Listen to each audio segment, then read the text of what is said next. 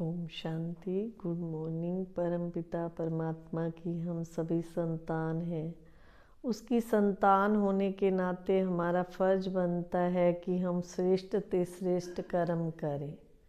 आज भी उस परमात्मा के महावाक्य थे कि बच्चे तुम्हें श्रेष्ठ से श्रेष्ठ कर्म करते हुए एक बाबा की मत पर चलना है। देखो, 3 तरह की मत आती हैं। एक होता है मन मत, और दूसरा होता है परमत, और तीसरी होती है श्रीमत। श्रीमत अर्थात उस परमात्मा की मत। जैसे मनुष्य जो है अपने मन के कहने पर जब चलता है तो भी बहुत दुखी होता है। आप देखते होंगे कि कई बार हम मन के कहने पर मन हमारा क्या चाहता है, कई बार तो अच्छा मांगता है, कई बार बुरा मांगता है। आप देखते होंगे कि कई बार मन क्या कहता है, चलो आज ऐसे डांस पार्टी या इसमें जाएं, कभी बातें करें। तो ये क्या हो गई, ये मनमत हो गई। मन हमें उलझा रहा है, उल्टे सीधे कर्म करने सिखला रहा है। तो परमत क्या हुई, जैसे हमारे किसी के साथ दोस्ती है, उसने हमें कुछ गलत खाने को पीने को कह दिया, कुछ नहीं होता यार, थोड़ी सी ले लो, थोड़ा सा ऐसे, तो ये क्या हो गया, परमत हो गया। जैसे आपने रामायण में भी देखा होगा, कैकई रानी कैकई जो है कितनी अच्छी थी। एक मंत्रा के कहने पर उसने परमत में आकर के अपना सारे घर का माहौल ही खराब कर लिया। कितना दुखी होना पड़ा उसे बाद में। क्या उसको खुशी मिली? तो वो क्या हुई, परमत हुई। कभी भी ना तो हम मन के कहने से चले, ना ही किसी दूसरे के कहने पर चले। लेकिन एक श्रेष्ठ मत क्या है? श्रेष्ठ मत ये कहती है कि मनुष्य को सदा अच्छे कर्म करने चाहिए। ये तो हमें पता ही है कि अच्छा क्या है, बुरा क्या है। अभी मनुष्य जो है दुनियादारी के चक्रों में ये भी भूल गया कि अच्छा क्या है, बुरा क्या है। जैसे संसार चल रहा है वैसे ही कर रहे हैं। लेकिन मनुष्य को एक ना एक दिन अपने कर्मों की सज़ा तो ज़रूर मिलती है। उस भगवान से डर करके हमें हर कर्म करना चाहिए।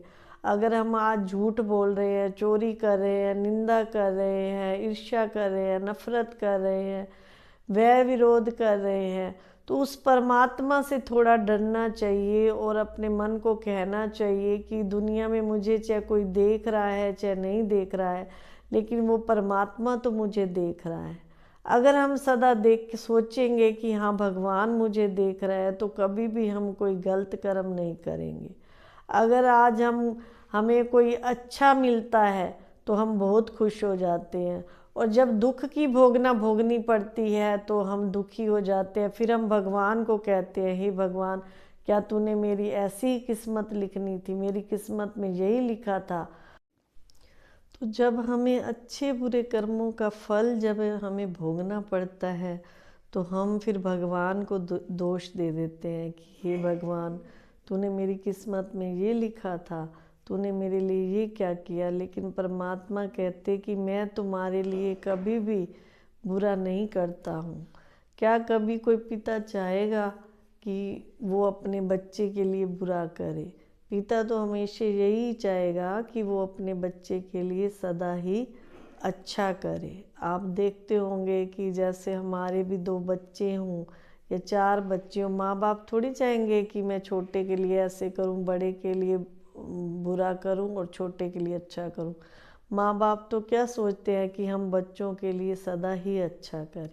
तो ऐसे परम पिता, क्यों, वो हमारा पिता है, वो भी कभी हमारे लिए बुरा नहीं चाहता। इसीलिए कभी भी भगवान को दोष ना दे कि हे भगवान, तूने मेरी किस्मत में ऐसा क्यों लिखा। कई तो यहाँ तक कि भगवान से नाराज़ भी हो जाते हैं कि मेरी लाइफ में दुख ही दुख है, वो सब भगवान हमें दे रहा है। दुनिया वालों से नाराज़ नहीं होंगे, परमात्मा से नाराज़ हो जाएंगे। तो क्या भगवान हमें कोई दुख थोड़ी ना देगा। तो इसीलिए इतने अच्छे श्रेष्ठ कर्म करो कि आपके दुख भी सूली से कांटा बन जाए। अगर दुख आता भी है तो परमात्मा की हम सदा गोदी में बैठे रहें। तो सदा ध्यान रखें कि हमें ना मन के कहने पर चलना है, ना दूसरों के कहने पर चलना है। हमें तो श्रेष्ठ कर्म करते हुए उस परमात्मा की श्रीमत पर चल रहा है।